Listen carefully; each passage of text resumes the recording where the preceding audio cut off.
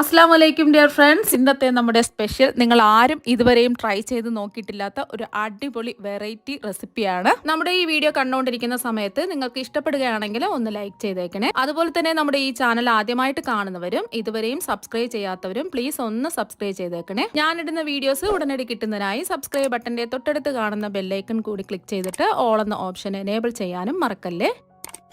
ആദ്യം തന്നെ ഇതിനായിട്ട് ഞാനിവിടെ ഒരു കുക്കർ എടുത്തിട്ടുണ്ട്. ഇതിലേക്ക് 400 ഗ്രാം എല്ലില്ലാത്ത ചിക്കൻ കഷ്ണങ്ങളാണ് ഇട്ട് കൊടുത്തിട്ടുള്ളത്. അപ്പം നല്ലതുപോലെ കഴുകി വൃത്തിയാക്കി എടുത്ത എല്ലില്ലാത്ത 400 ഗ്രാം ചിക്കൻ കഷ്ണങ്ങളാണ് ഞാൻ എടുത്തിട്ടുള്ളത്. 3 മീഡിയം സൈസ് ഉരുളക്കിഴങ്ങ് കഴുകി വൃത്തിയാക്കിയിട്ട് കട്ട് ചെയ്തെടുത്തതാണ്. ഞാനിപ്പോൾ ഫ്ലെയിം ഓണാക്കി കൊടുത്തിട്ടുണ്ട്. ഇതിലേക്ക് ഒരു 1/2 ടീസ്പൂൺ കുരുമുളക് പൊടി ചേർക്കാം. അതുപോലെ തന്നെ ഇതിലേക്ക് ഒരു 2 ടീസ്പൂൺ ഇഞ്ചി വെളുത്തുള്ളി പേസ്റ്റ് ചേർക്കാം. ഇനി ഇതിലേക്ക് ആവശ്യത്തിനുള്ള ഉപ്പ് ചേർത്ത് കൊടുക്കാം. ഒരു 1/2 ടീസ്പൂൺ ഉപ്പാണ് ചേർത്ത് കൊടുക്കുന്നത്. എന്നിട്ട് ഈ ചിക്കനും ഉരുളക്കിഴങ്ങും വെന്ത് കിട്ടുന്നതിന് ആവശ്യമായിട്ടുള്ള വെള്ളവും കൂടി ഒഴിച്ചു കൊടുക്കാം. ചിക്കനിൽ നിന്നൊക്കെ വെള്ളം ഇറങ്ങി വരും. എങ്കിൽ കൂടി ഒരു 1/2 കപ്പ് വെള്ളം ഒഴിച്ചു കൊടുക്കാം. ഒന്ന് മിക്സ് ചെയ്യാം.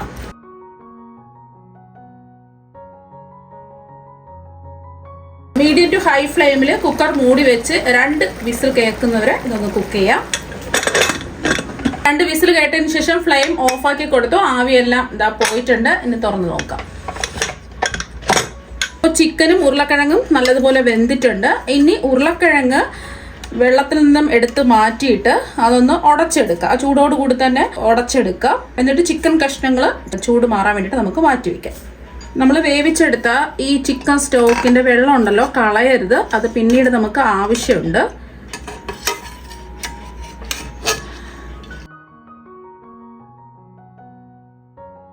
ചൂടൊന്ന് മാറട്ടെ. ഉരുളക്കിഴങ്ങ് ഇതാ ഉടച്ചെടുത്തു. ചിക്കൻ കഷ്ണങ്ങളുടെ ചൂട് ജസ്റ്റ് ഒന്ന് മാറിയതിന് ശേഷം കൈ വെച്ചിട്ട് ഒന്ന് ഇതുപോലെ പൊടിച്ചെടുക്കുക. ഒന്ന് പ്രസ് ചെയ്യുമ്പോൾ തന്നെ ചിക്കൻ വെന്തതുകൊണ്ട് പെട്ടെന്ന് ഇതുപോലെ ഒന്ന് പൊടിഞ്ഞ് കിട്ടും. അപ്പം നമ്മൾ വേവിച്ചെടുത്ത ചിക്കൻ കഷ്ണങ്ങളെല്ലാം കൈകൊണ്ട് ഇതുപോലെ പിച്ച് ചീന്തി ഇതായി എടുത്തിട്ടുണ്ട്. ഇതിവിടെ ഇരിക്കട്ടെ. അപ്പം ആ ഒരു പാൻ ചൂടാക്കാൻ വെച്ചിട്ടുണ്ട്. ഇതിലേക്ക് 1 ടേബിൾ സ്പൂൺ ഒലിവ് ഓയിൽ ചേർക്കാം. ഒലിവ് ഓയിലിന് പകരം വേറെ ഏതെങ്കിലും എണ്ണ എടുത്താലും മതി. ഇനി ഇതിലേക്ക് അതിൻ്റെ കൂടെ തന്നെ 1 ടേബിൾ സ്പൂൺ ബട്ടറും കൂടി ഇട്ട് ഒന്ന് മെൽറ്റ് ചെയ്യാം. ബട്ടർ ഇല്ലാന്നുണ്ടെങ്കിൽ എണ്ണയിൽ തന്നെ ചെയ്താൽ മതി. അപ്പോൾ ബട്ടർ ഇതാ ഒന്ന് മെൽറ്റായി വന്നിട്ടുണ്ട്. ഇതിലേക്ക് 1/2 ടീസ്പൂൺ ചെറിയ ജീരകം ചേർത്ത് കൊടുക്കാം. വലിയ ജീരകമല്ല, ചെറിയ ജീരകമാണ് ചേർത്ത് കൊടുത്തിട്ടുള്ളത്. ചെറിയ ജീരകം ഒന്ന് മൂപ്പിച്ചെടുക്കാം. ഫ്ലെയിം കുറച്ചിട്ടിട്ട് വേണം ചെയ്യാൻ. ഇപ്പം ചെറിയ ജീരകമൊക്കെ മൂത്ത് നല്ലൊരു മണം വരുന്ന സമയത്ത് ഇതിലേക്ക് നമ്മൾ ഒരു 12 അല്ലി വെളുത്തുള്ളി അല്ലികൾ ചെറുതായിട്ട് അരിഞ്ഞെടുത്തത് ചേർത്ത് കൊടുക്കാം. വെളുത്തുള്ളിയുടെയും പച്ചച്ചുവന്ന് മാറിക്കിട്ടണം. അപ്പോൾ വെളുത്തുള്ളിയും മൂത്ത് നല്ലൊരു മണം വരുന്ന സമയത്ത് ഇതിലേക്ക് 8 പച്ചമുളക് ചെറുതായിട്ട് അരിഞ്ഞതാണ് ചേർത്ത് കൊടുക്കുന്നത്. നല്ല എരിവുള്ള പച്ചമുളകാണെന്നുണ്ടെങ്കിൽ 4 എണ്ണം എടുത്താൽ മതിയാവും. പച്ചമുളകിനെ ആ പച്ചച്ചുവന്ന് മാറിക്കിട്ടണം. ഒരു 40 സെക്കൻഡ് ഒന്ന് ഇളക്കി കൊടുക്കാം. 40 സെക്കൻഡ് ഇളക്കി കൊടുത്ത് പച്ചമുളകിൻ്റെ ആ പച്ചച്ചുവ ഒന്ന് മാറിയതിന് ശേഷം ഇതൊന്ന് ഒതുക്കി വയ്ക്കുക. എന്നിട്ട് ഫ്ലെയിം കുറച്ച് തന്നെ വയ്ക്കുക. ഇതിലേക്ക് ഒരു 4 ടീസ്പൂൺ മൈദ ഇട്ട് കൊടുക്കാം. എന്നിട്ട് ഇതൊന്ന് റോസ്റ്റ് ചെയ്തെടുക്കാം.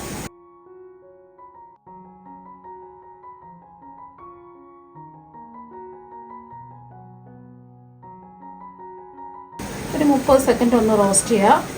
അപ്പോൾ ഒരു 30 സെക്കൻഡ് ഒന്ന് റോസ്റ്റ് ചെയ്തെടുത്തതിന് ശേഷം ഇതുമായിട്ട് ഒന്ന് മിക്സ് ചെയ്യാം. വീണ്ടും ഒരു 30 സെക്കൻഡ് ഒന്ന് ഇളക്കി കൊടുക്കുക. ഇനി ഇതിലേക്ക് ഈ ക്യാരറ്റ് ചോപ്പ് ചെയ്തെടുത്തതാണ്, അത് ചേർക്കാം. അതുപോലെ തന്നെ ഒരു വലിയ ക്യാപ്സിക്കം ചെറുതായിട്ട് അരിഞ്ഞെടുത്തത് ചേർക്കാം. ഇനി ഇതിലേക്ക് ഒരു 1.5 കപ്പ് ക്യാബേജ് ഇതുപോലെ ചെറുതായിട്ട് അരിഞ്ഞെടുത്തതും കൂടി ചേർക്കാം. എല്ലാം ഒന്ന് മിക്സ് ചെയ്തെടുക്കാം.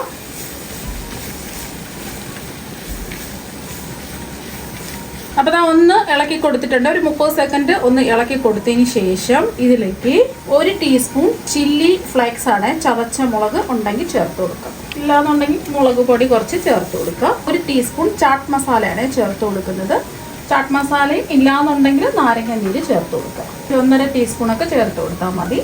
അതുപോലെ തന്നെ ഇതിലേക്ക് 1 ടീസ്പൂൺ ഗരം മസാലപ്പൊടിയും കൂടി ചേർത്ത് കൊടുക്കാം. 1/2 ടീസ്പൂൺ കുരുമുളക് പൊടിയും കൂടി ചേർക്കാം. ഒന്ന് ഇളക്കി കൊടുക്കാം. നമ്മളിതിൽ ഉപ്പ് ചേർത്തില്ല, കുറച്ച് ഉപ്പും കൂടി ചേർത്ത് കൊടുക്കാം. ഒരു 1/4 ടീസ്പൂൺ ഉപ്പ് ചേർക്കാം. പിന്നീട് ലാസ്റ്റിൽ കുറവുള്ള ഉപ്പ് ചേർത്ത് കൊടുത്താൽ മതി.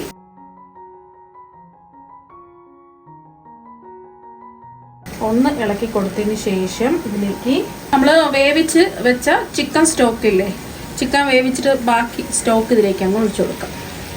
ഒരു 1/2 കപ്പൊക്കെ ഉണ്ടാവുള്ളൂ.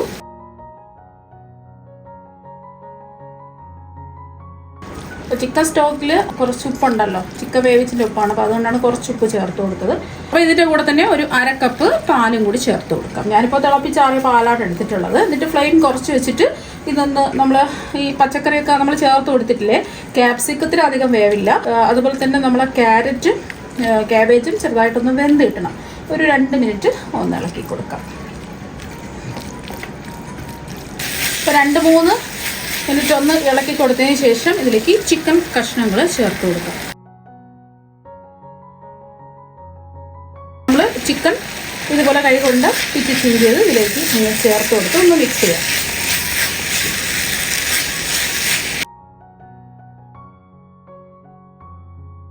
ഒന്ന് മിക്സ് ചെയ്ത് കൊടുത്തതിന് ശേഷം നമ്മൾ ഇതിലേക്ക് ഉരുളക്കിഴങ്ങ് വേവിച്ച് ഉടച്ച് വെച്ചില്ലേ, അതും കൂടി അങ്ങ് ചേർത്ത് കൊടുക്കാം.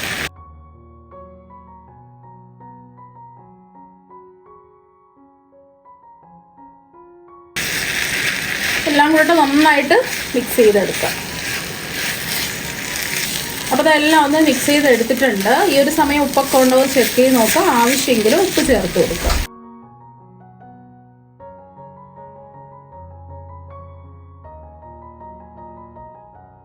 അപ്പോൾ അതെല്ലാം ഒന്ന് മിക്സ് ചെയ്തെടുത്തതിന് ശേഷം ഇതിലേക്ക് നമ്മൾ ലാസ്റ്റ് ചേർത്ത് കൊടുക്കുന്നത് കുറച്ച് സ്പ്രിംഗ് ഓണിയനാണ്. സ്പ്രിംഗ് ഓണിയൻ ഉണ്ടെങ്കിൽ ചേർത്ത് കൊടുക്കാം. ഇതും കൂടി ഒന്ന് മിക്സ് ചെയ്യാം.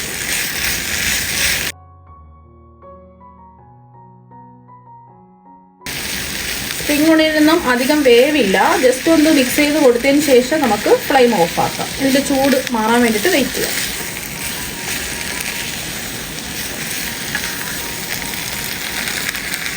അപ്പോൾ ചൂട് മാറാൻ വേണ്ടിയിട്ട് ഒരു പ്ലേറ്റിലേക്ക് മാറ്റിയിട്ടുണ്ട്.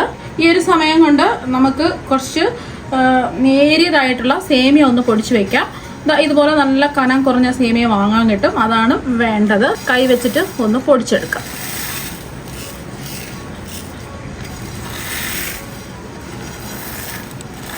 അപ്പോൾ വെർമസല്ലിയൊക്കെ പൊടിച്ചെടുത്തിട്ടുണ്ട്. കനം കുറഞ്ഞ വെർമസല്ലി അതുകൊണ്ട് നമ്മൾ ഇങ്ങനെ പിടിക്കുമ്പോൾ തന്നെ അങ്ങ് പൊടിഞ്ഞ് വന്നോളും. ഇതിൻ്റെ കൂടെ തന്നെ നമ്മൾ ഒരു 1/4 കപ്പ് ബ്രെഡ് ക്രംസും കൂടി ചേർത്ത് കൊടുക്കാം. ഒന്ന് മിക്സ് ചെയ്യാം.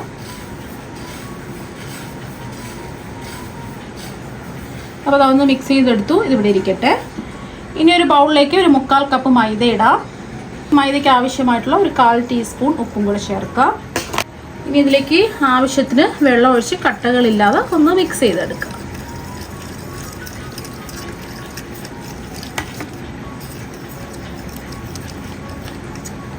ഞാനിപ്പോൾ 1/2 കപ്പ് വെള്ളം ഒഴിച്ചു കൊടുത്തു. കുറച്ച് വെള്ളം കൂടി ഒഴിച്ചു കൊടുക്കാം. ഒരു 1/4 കപ്പ് വെള്ളം കൂടി ഒഴിക്കാം. കട്ടകളില്ലാതെ മിക്സ് ചെയ്തെടുക്കാം. അപ്പോൾ കട്ടകളൊന്നും ഇല്ലാതെ മിക്സ് ചെയ്തെടുത്തു.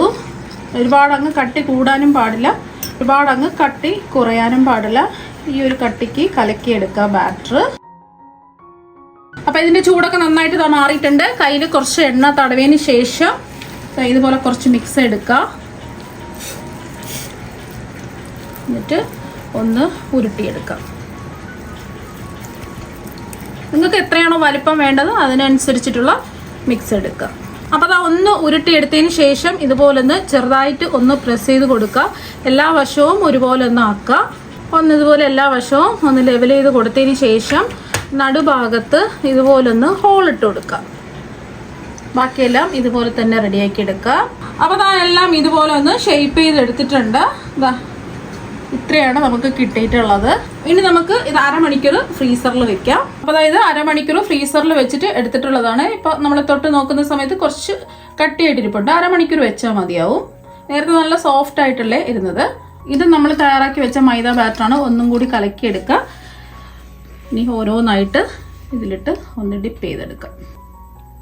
ഇനി ഇത് നമ്മൾ തയ്യാറാക്കി വെച്ച വെർമസെല്ലിൽ അതിലിട്ട് കോട്ട് ചെയ്തെടുക്കാം.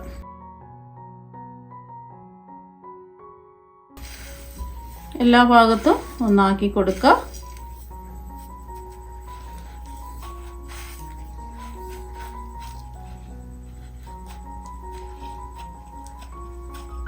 അപ്പോൾ ഇതുപോലെ ആക്കിയെടുക്കുക. ബാക്കിയെല്ലാം ഇതുപോലെ തന്നെ നമുക്ക് ചെയ്തിട്ടെടുക്കാം.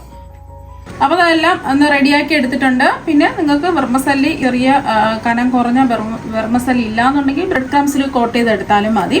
ഇനി നിങ്ങൾക്ക് ഇങ്ങനെ ചെയ്തിട്ട് നമുക്ക് ഫ്രീസ് ചെയ്ത് 1 മാസത്തോളം സൂക്ഷിച്ച് വെക്കാൻ പറ്റും. ഫ്രീസ് ചെയ്യുന്ന സമയത്ത് ഇതുപോലെ അടിയിൽ കുറച്ച് വെക്കുക. എന്നിട്ട് ഒട്ടിപ്പിടിക്കാതിരിക്കാൻ വേണ്ടിയിട്ട് ബട്ടർ പേപ്പർ വെക്കുക. അതിൻ്റെ മുകളിലും വെക്കുക. എന്നിട്ട് വേണം ഫ്രീസറിൽ വെക്കാൻ. ബട്ടർ പേപ്പർ വെച്ചതിന് ശേഷം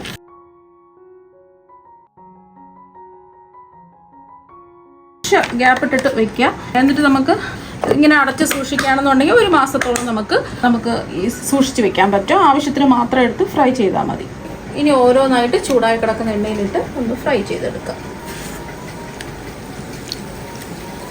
അപ്പോൾ എത്രയാണോ നമുക്ക് വേണ്ടത് അത് മാത്രം എടുത്തിട്ട് ഫ്രൈ ചെയ്യുക. ബാക്കിയുള്ളത് ഫ്രീസറിൽ സൂക്ഷിച്ച് വെക്കാം.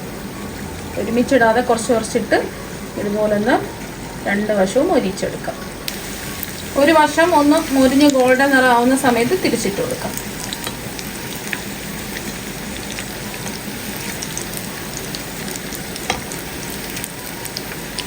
അധികം എണ്ണയൊന്നും കുടിക്കില്ല. നല്ല അടിപൊളി ടേസ്റ്റാണ്. കുട്ടികൾക്കൊക്കെ എന്തായാലും ഇഷ്ടമാവും. സാധാരണ ഡോണറ്റ്സ് ഒക്കെ നമ്മൾ ഉണ്ടാക്കും. ഇത് ചിക്കൻ വെച്ചിട്ട് ഇതുപോലെ ഒരു റഷ്യൻ ഡോണറ്റ്സ് തയ്യാറാക്കി നോക്കുക. അടിപൊളി ടേസ്റ്റാണ്. അപ്പോൾ 2 വശവും ഇതാ മുരിഞ്ഞ് വന്നിട്ടുണ്ട്. ഇനി നമുക്ക് എണ്ണയിൽ നിന്നങ്ങ് കോരി മാറ്റാം. അപ്പോൾ ബാക്കിയിരിക്കുന്നതും ഇതുപോലെ തന്നെ നമുക്ക് ഫ്രൈ ചെയ്തെടുക്കാം. അപ്പോൾ വളരെ രുചികരമായിട്ട് റെഡിയാക്കി എടുക്കാൻ പറ്റുന്ന റഷ്യൻ ചിക്കൻ ഡോണറ്റ്സ് ഒക്കെ ഇവിടെ റെഡി ആയിട്ടുണ്ട്. നല്ല ടേസ്റ്റാണ്, നല്ല ജ്യൂസിയാണ്, കഴിക്കാൻ വേണ്ടിയിട്ട് അടിപൊളിയാണ്. അപ്പോൾ കുട്ടികൾക്കും മുതിർന്നവർക്കും എല്ലാവർക്കും ഒരുപോലെ ഇഷ്ടമാകും. പുറത്ത് നല്ല ക്രിസ്പിയാണ്, ഉള്ളിൽ നല്ല ജ്യൂസിയാണ്. അപ്പോൾ നിങ്ങൾ എന്തായാലും ഇതുപോലെ ഒരു പ്രാവശ്യം ഒന്ന് ട്രൈ ചെയ്ത് നോക്കുക. തീർച്ചയായും നിങ്ങൾക്ക് എല്ലാവർക്കും ഒരുപാട് ഇഷ്ടമാകും. അപ്പോൾ നമുക്ക് മറ്റൊരു വെറൈറ്റി വീഡിയോ ആയിട്ട് വീണ്ടും കാണാം. താങ്ക്